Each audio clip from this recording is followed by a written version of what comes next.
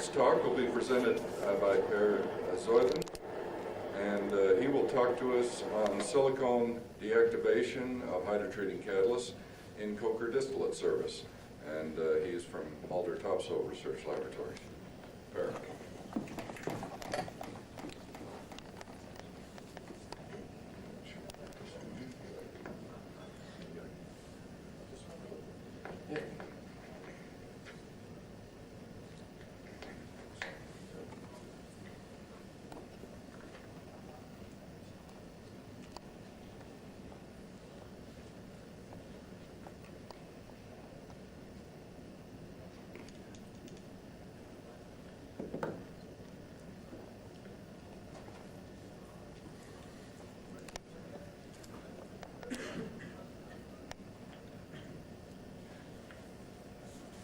What I would like to discuss today is a slightly different topic. I'm not going to discuss the influence of carbonaceous deposits, but the effect of silicon deposits on hydrotreating catalysts in coker distillate surfaces.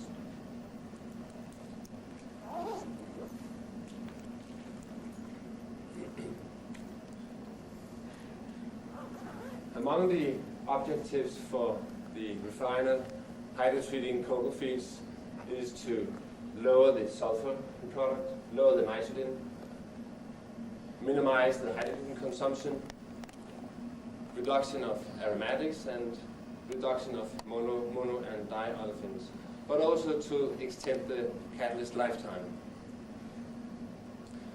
A typical catalyst in a distillate type feedstock have a lifetime of about 3, 4, 5 years. But catalysts used in coker distillate services have a significantly reduced lifetime, often as short as 8, 9, 10, 12, 14 months. Okay, that's a good thing from a catalyst manufacturer's point of view, but what I will study today is describe what are the reasons for that.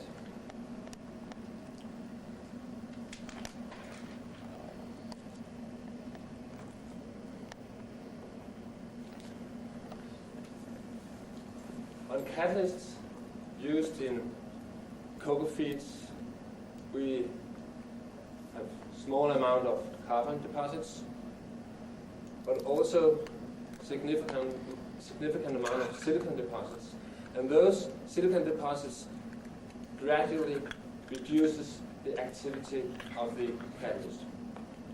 And the origin of those silicon deposits is trace amount of silicon in the coker feed, and the origin of that silicon can be traced back to the anti-foaming agents added to the heavy residue loaded into the coker drums. So part of the anti-foaming agents adding to the cokers are transferred or is transferred to the coker feed. And those silicon species are deposited in the catalyst and reduces the lifetime.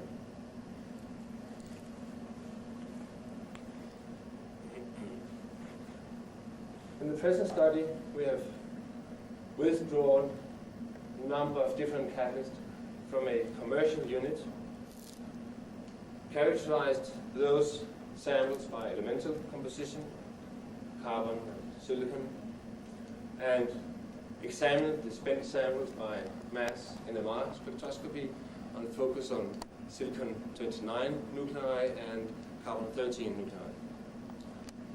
The influence of the silicon deposits are determined or measured by multi-compound activity studies. Other characterization techniques like microprobe analysis, porosity measurements have been used in the characterization study.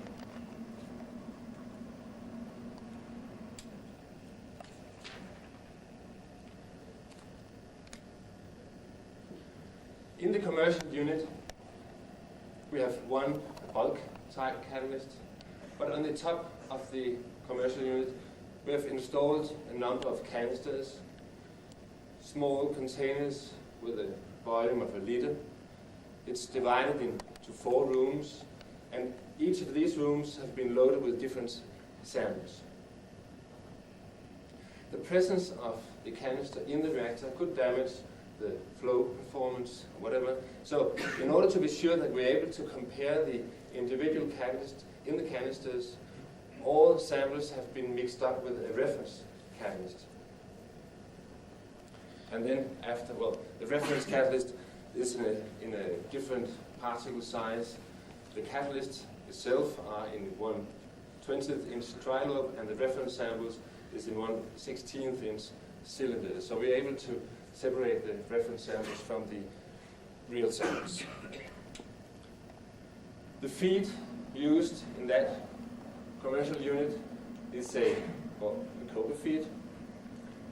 Mid-boiling range is 230 degrees C, and there's about 40% olefins, 10% aromatics, 0.3% sulfur, and about 500 ppm nitrogen.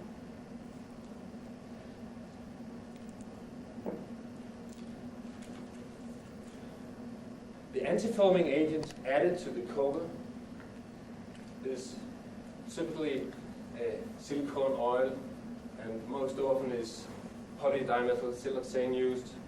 It's a linear chain of SiO-Si chain, and a lot of terminal methyl groups.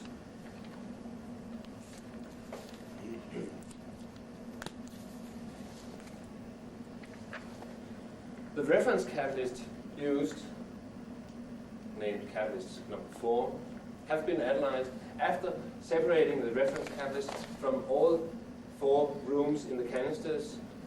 Have been analyzed, and you can see that it contained almost the same amount of carbon, almost the same amount of silicon.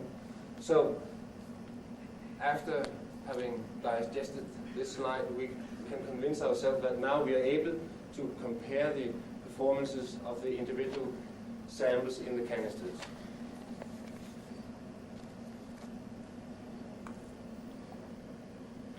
In the canisters, 4 different samples, some catalysts, some carriers, have been examined. Catalyst number 1 and catalyst number 2 is based on exactly the same carrier. The only difference is that catalyst number 1 is a nickel moly catalyst, and catalyst number 2 is a cobalt moly catalyst. They're both high loading catalysts, 12-13% of moly.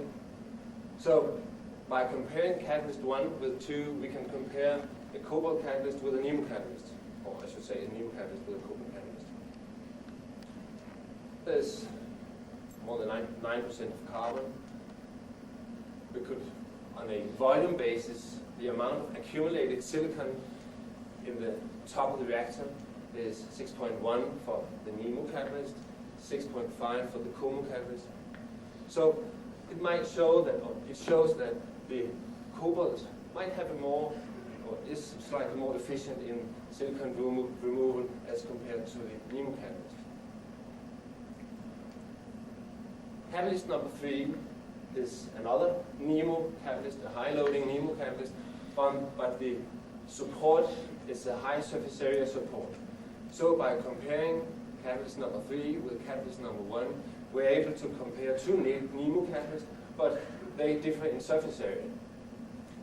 The higher the surface area, the more silicon are accumulated. Probably a slight increase in carbon content too, but a slightly increased silicon content with higher surface area. By comparing catalyst number 3, the nemo catalyst, with its own carrier, on a volume basis, there's a significant increase in silicon content. So from this data, you can see that it's likely that the metals, the active metals, the moly and nickel, compete on the same side as the silicon during deposits. So there's more empty space for the silicon composites as you remove the metals. So the active or the catalyst metals have not a significant role in the depositing phenomenon. On the other hand, by comparing the carbon content, there's a significantly lower carbon content on the carrier. So that shows that the working catalyst do in fact generate more coke as compared to the carrier.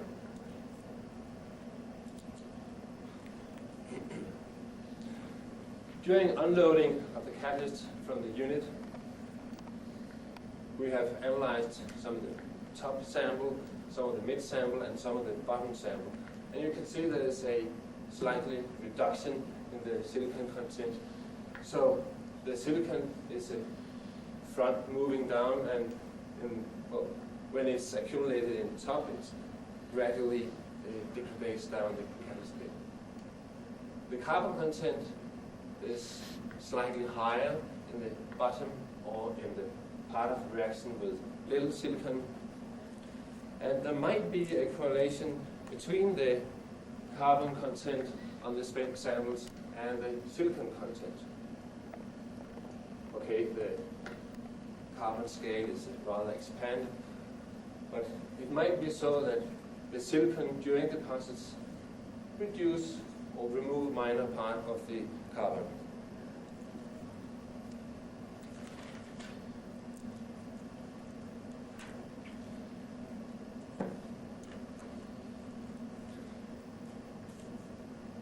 The spent samples have been analyzed by NMR, and this is silicon 29 NMR spectra on the spent substrate extracted samples. Show significant amount of SiO2 type species. There's a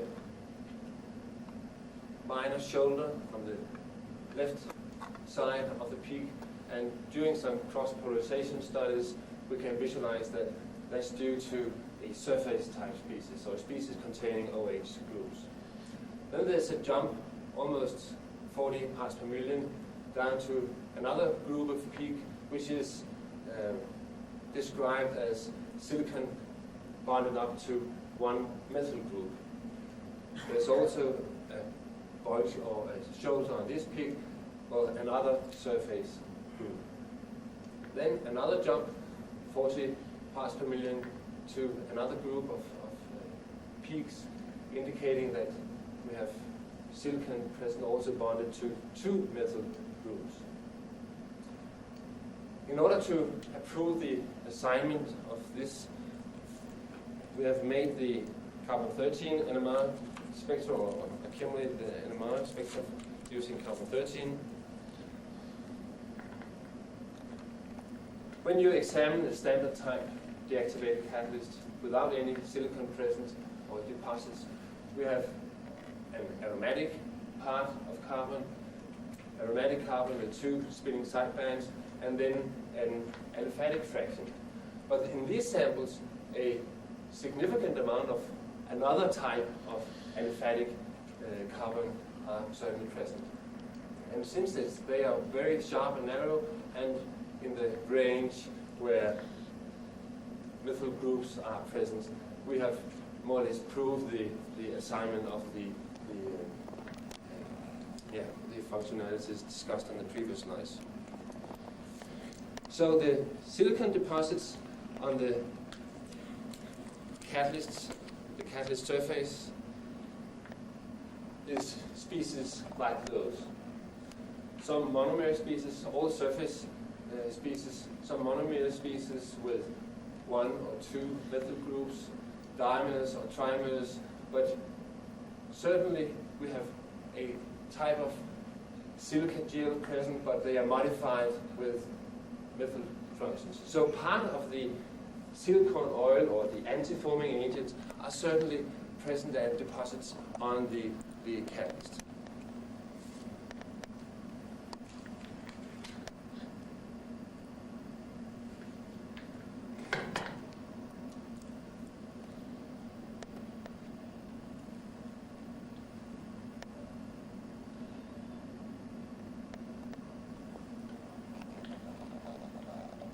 This is some pore volume measurements, and what we have compared here is the catalyst number 2, the pore size distribution, the green, of the fresh catalyst, and after the accumulation of 9-10% of carbon and 9-10% of silicon, we have a significantly shift to smaller pores, but it's indicated that it's all pores which are just being lowered in pore size. And the difference between the pore peak of the spent catalyst to the pore peak of the fresh catalyst is approximately 10 angstrom, 8 to 10 angstrom. So the layer of silicon deposits, including the coke deposits, is 10 angstrom. And that's, well, it's indicated that the deposits are all over the entire surface. It isn't just the larger pore or just the minor pores which are covered by silicon. The reason for that peak in the multi-point in BET measurements is that, well, it's a peak in the range of 20 angstrom, and it's just show that we have some pore volumes or pores in a smaller size than 20 angstrom.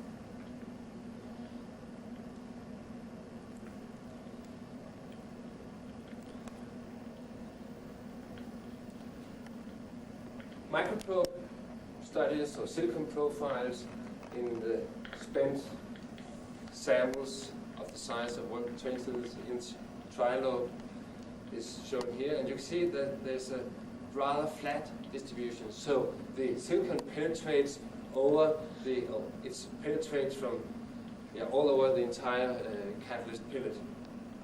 So there's no profiles.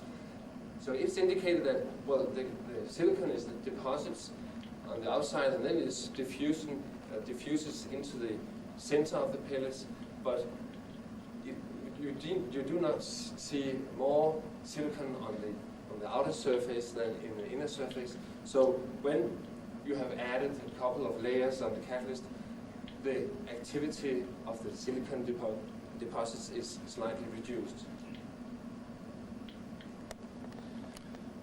The silicon diffuses without any hindrance into those particles. The reference sample, however, is a slightly larger size. It's not a 20-inch trilobe, but now a 1/16th inch cylinders. The diffusion length is much longer, and you can see that in those particles there is a significant drop when you go from the outer surface of the exudates to the center of the exudates. So in these particles, the diffusion is certainly limited.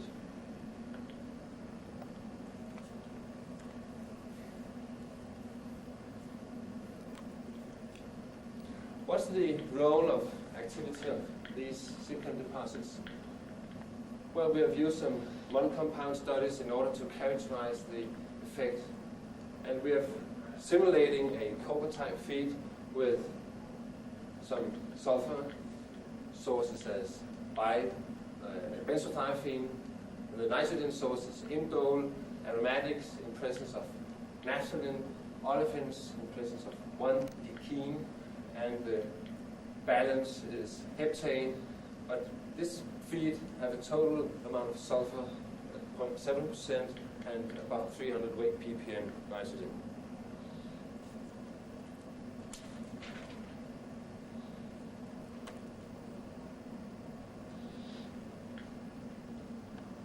The samples from the canisters, catalyst 1, 2, 3, and the reference samples, we haven't studied the carrier.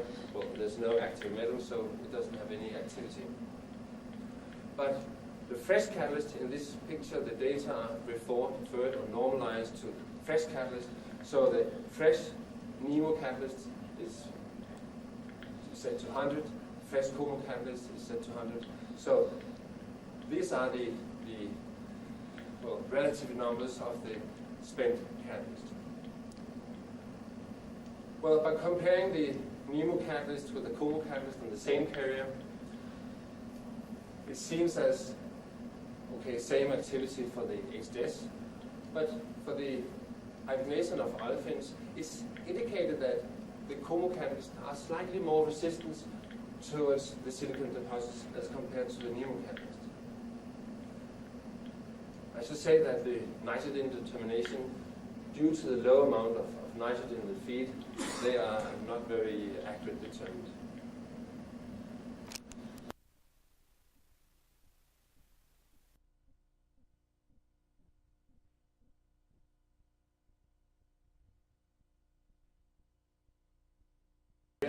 So the activity is not affected as much as the low surface area sample. The reference sample, well, we saw some profiles, so they might be difficult to directly compare. From this picture we can also see, or from these data we can also see that it seems that the HDN is more effective than the sulfur removal, and the sulfur removal is again more effective as compared to the hydrogenation activities.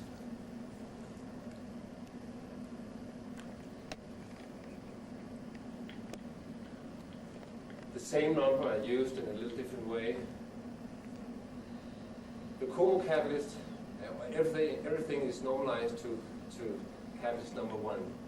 The chemocatalyst is somewhat more resistant to the silicon deposits compared to the nemocatalyst, but indeed the high surface area nemocatalysts are more resistant to the silicon deposits as compared to the low surface area nemocatalysts.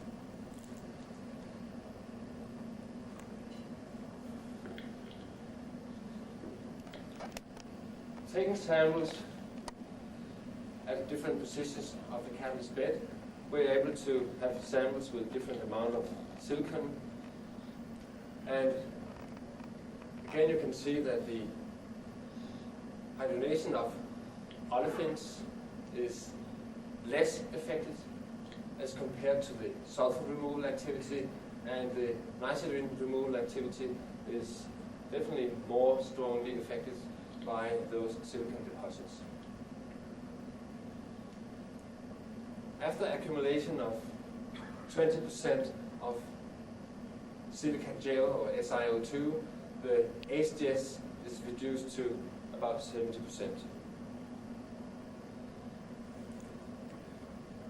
With this, I would like to summarize. It's certainly indicated that the silicon capacity is related to the surface area. There might be a trend that the chemocatalyst can accumulate more silicon, and that the chemocatalyst is more resistant towards silicon deposits. But certainly, the more space you have, the less affected are the samples. Diffusion length was certainly important. The silicon penetrates the pellets, the small pellets, but do not penetrate the somehow larger pellets. But it's indicated also that the silicon is covering the entire surface of the catalyst.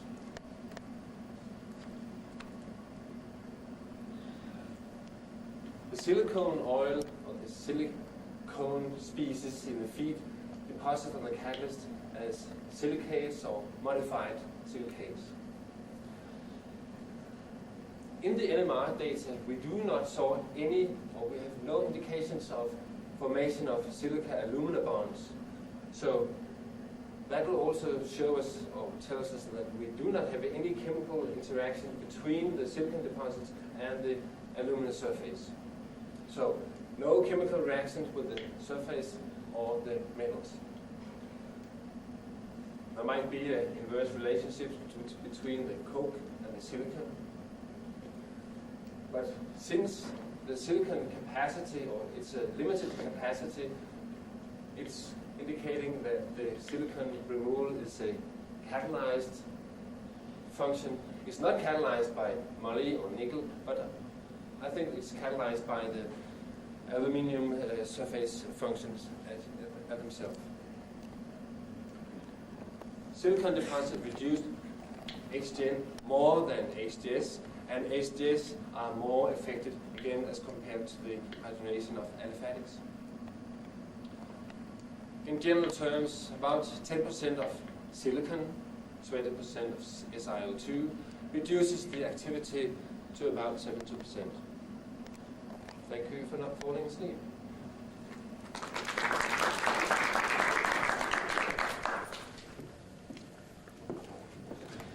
Paper is now open for discussion.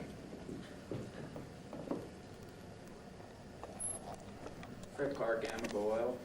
First of all, Per, I wanted to say that's an outstanding study, very comprehensive, and I hope you do plan to publish that in the open literature soon. If so, I'd like to be first to get the reprint. Okay. The other question I had was the reactor that you got these catalysts from. Do you happen to know, or can you tell us whether it was an all vapor phase system or mixed phase? It's a mixed phase, Okay. so rather low temperature. Okay. And the end, it looked like it was a naphtha distillate even into the gas oil. It's a mix of naphtha and gas oil. Okay. All right. Thank you. Well, mixed of naphtha and diesel, I should say. It's Oh, you're next. I wonder about your conclusion. Two of your conclusions seem to be in conflict. One is that the deposit is uniform over the surface, and the other one is that the HDN is affected more than the other reactions. Can you give me some idea how this kind of thing could happen?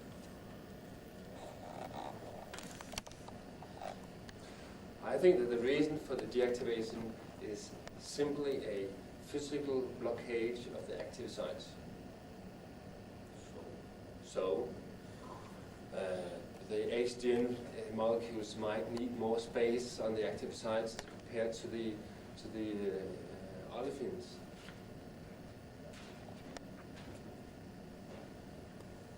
Frank. But certainly, it's not a poisoning effect. It's a physical blockage, a physical hindrance of the active sites. Yeah.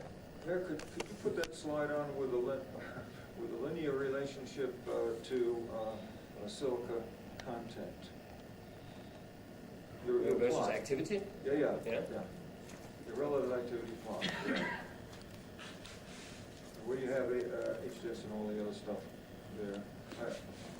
I wonder. I wonder, relative to the question here, you're applying this against silica, but all these catalysts have a lot of coke.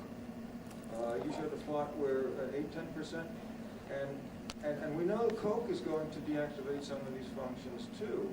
So how do we unravel the coke effect from the silica effect? And that might well affect the selectivity of HDN versus HDS. So you have a linear plot going up there, but if you were to put include 10% coke, you should have a deactivation also. You see, apparently the coke is pretty uniform on all these samples. You get about 10 and 10, and then one was a little 12, and you said, well, it's at the bottom displacement or something like that. So if we could know what the deactivation of the coke at 10% is on this particular catalyst, maybe we could see how that would fit in to respond to relating only to silicon. Yeah, you're right. Well, I agree that this is both a effect of SiO2 deposits, but certainly also carbonaceous deposits. Since a significant part of the carbon is associated with the silicon, in this study it's been difficult to separate the real coke from the carbon on the silicon species. So, but you're right.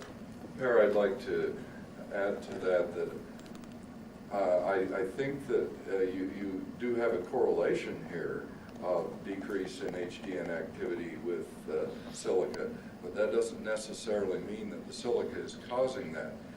And so I would ask the question, what does cause the deactivation of these sites for HDN? and why do they drop more rapidly than for HTS? I think that's something worth thinking about. Are there certain kinds of aromatic compounds or nitrogen compounds that poison those sites?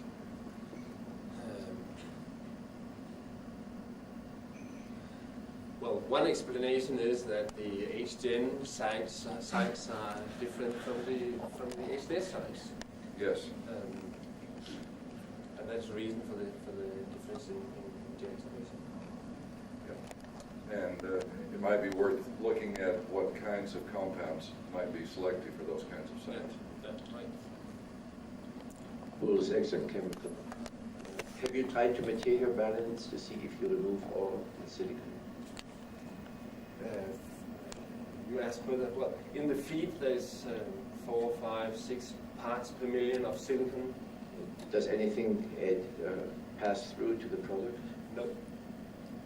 And these two lines that you have there, these two, do they indicate, can you judge from these the number of active sites? No. Please, in the back. Thank you, Alex Maxon. Have you tried to normalize these by putting the silica on a per unit surface area basis or surface coverage to bring all the catalysts together as far as the relationship of relative activity?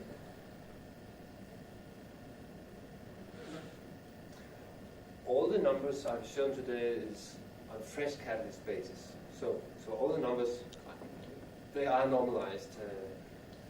I mean, to get all the catalysts, try to bring all of them together on one plot. You've just got it plotted versus percent silica. Yeah. Whereas you had catalysts of different surface areas. Right? Well, if you put it on a per unit, the grams of silica per unit of surface area, Yeah. would that help the correlation any?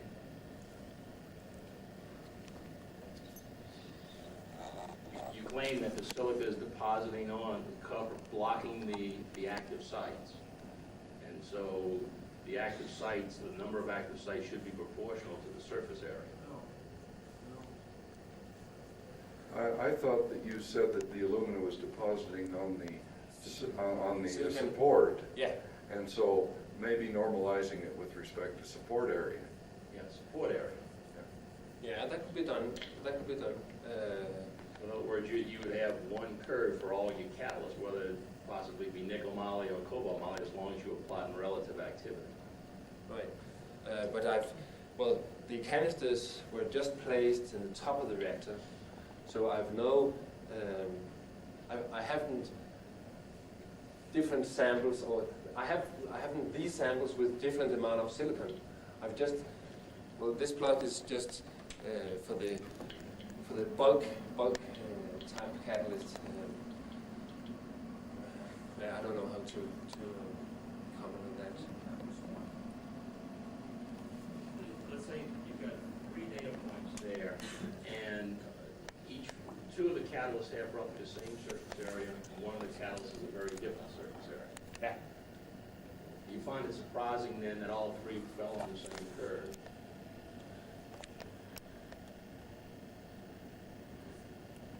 Well, that's something to think about. I think it's time to close off discussion. We've had some very good questions, and we want to give all of our speakers a good hand.